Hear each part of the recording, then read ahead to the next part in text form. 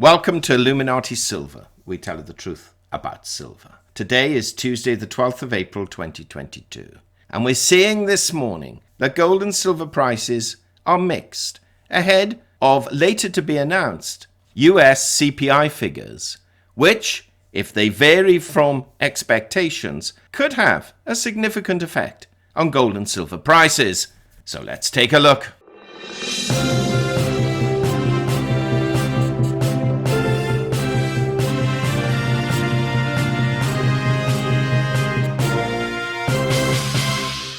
Well, taking a look at the headlines today, we can see that, as expected really, Ukraine is dominating.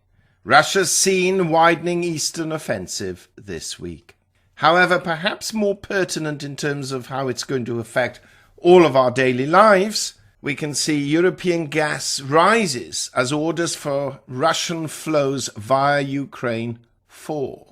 Perhaps some of the more relevant bits for us in the United Kingdom is UK workers see biggest fall in living standards in 8 years. And we have seen yesterday world markets falling again with echoes of the 2018 rout. Let's look at that one for a moment because this will have repercussions for gold and silver. The feel-good days for global markets at the end of March are firmly over. Everything from stocks to bonds is falling. Even oil has pulled back from near records in a concerted cross-asset sell-off with echoes of the rate-spurred rout of October 2018. Blame it on a Federal Reserve intent on restricting policy to tamp down the worst inflation in 4 decades, yes, 40 years, even if that threatens economic growth. Unlike 4 years ago when Chair Jerome Powell faced market upheaval that would eventually force him to reverse policy, investors in recent weeks have been subject to one Fed official after another pledging higher and higher rates. With monetary support rapidly receding and recession risks rising, investors are hunkering down. Companies resilient to an economic slowdown such as healthcare are back in favor. Ditto cash and dividend-paying stocks. Meanwhile, demand for hedging is creeping up in the options market. Looking at BBC News, we can see pay growth fails to keep pace with cost of living, and that naturally therefore means that people will demand higher wages, which will create what's commonly known as wage push inflation. Shop sales slow as people rein in spending, so you can see people are hurting. And UK economic growth slows sharply in February. A sharp fall in car and computer production weighed on the UK's economic expansion. So you have declining sales, declining economic growth, increasing inflation and increasing interest rates. Not really a recipe for economic success. In America, they're focusing on Biden sets new rules against DIY ghost gun kits. Really a lot of celebrity stuff, which is a little disappointing bearing in mind as to what's going on in the world generally. Now, as we highlighted in our weekly update, which for some reason hasn't really been seen by that many people, so we've placed a link below, we can see that the dollar index is back on 100, which is exactly what we predicted would happen. And it's currently 100.08. Equity markets took a dip yesterday, and we can see the Dow Jones was down over almost 1.2%.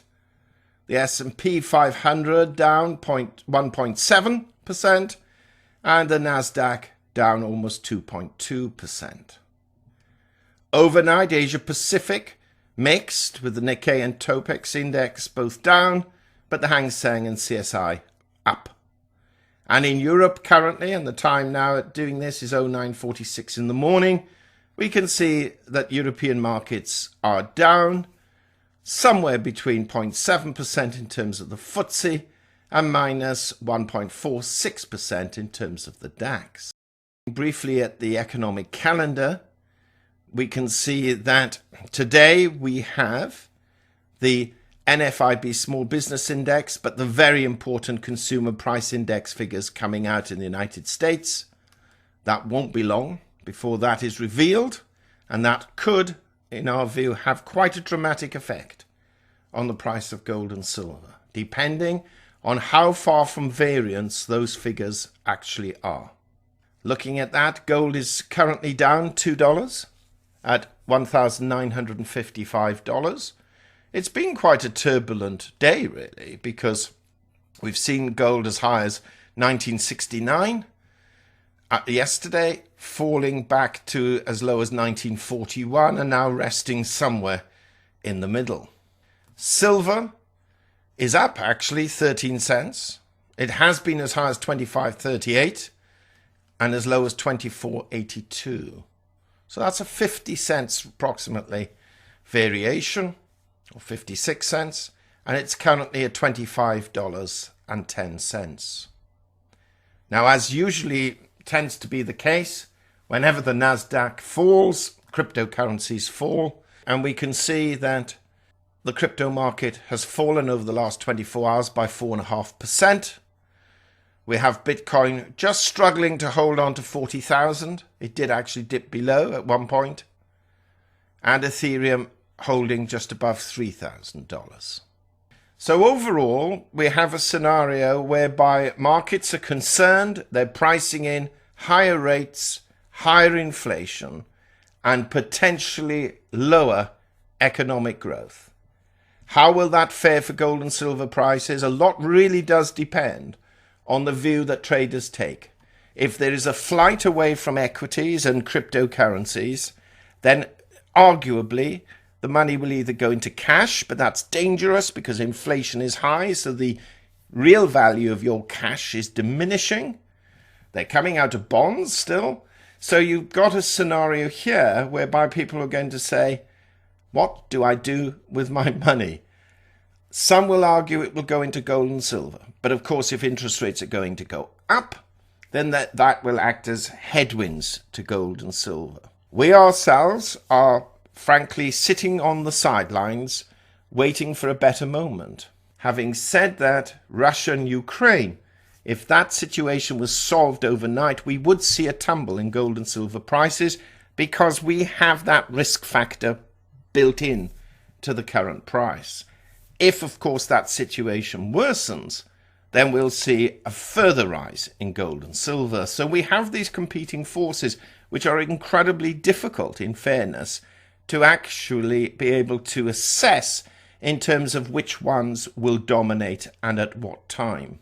The next few weeks are going to be interesting and in some cases devastating for some investors, depending upon where one has one's money and the market's reaction to whatever is happening geopolitically. So let's stay on our toes. CPI figures out today. If they are wide of anticipation in either direction, will have an effect on our precious metals. Thank you so much for listening. Please give us a thumbs up, subscribe, press the bell sign. Until our next video. Illuminati silver owners come from a background of banking, international wealth management and economics. Having now retired from these worlds, we are not qualified to give investment advice. Therefore, this and other productions must not be deemed to be giving such advice and merely represent the personal views of its owners.